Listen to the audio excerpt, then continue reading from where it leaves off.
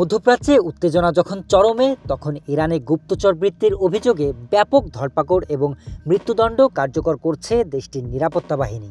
সরকারি সূত্র ও রাষ্ট্রীয় সংবাদ মাধ্যমের বরাত দিয়ে জানা গেছে, গত কয়েকদিনে ইসরায়েলি গোয়েন্দা সংস্থা মোসাদের সঙ্গে সংশ্লিষ্টতার অভিযোগে ৭০০ জনেরও অধিক ব্যক্তিকে আটক করা হয়েছে। আটক হওয়াদের মধ্যে রয়েছেন ড্রোন ব্যবহারকারী, সামাজিক মাধ্যমে গোপন তথ্য ছড়ানো কর্মী এবং বিভিন্ন সামরিক ঘাঁটির আশেপাশে সন্দেহজনক ব্যক্তিরা।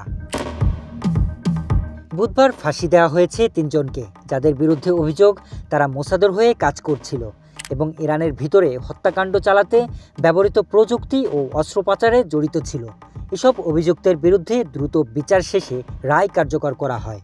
এছাড়া গত সপ্তাহে একটি ইউরোপের নাগরিককেও আটক করা হয়েছে, যিনি একটি সংবেদনশীল এলাকায় ছবি তোলার সময় ধরা পড়েন।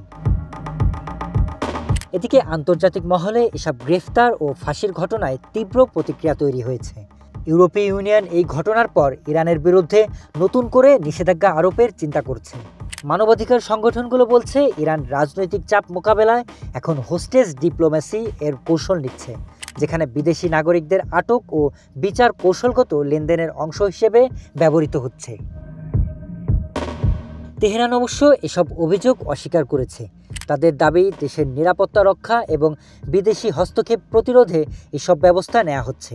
তবে পর্যবেক্ষকরা বলছেন, সাম্প্রতিক ইসরায়েল যুক্তরাষ্ট্র বিরোধ এবং রাজনৈতিক উত্তেজনার মধ্যে এই ধরপাকড় ইরানের একটি কৌশলগত শক্তি প্রদর্শনের অংশ হতে পারে।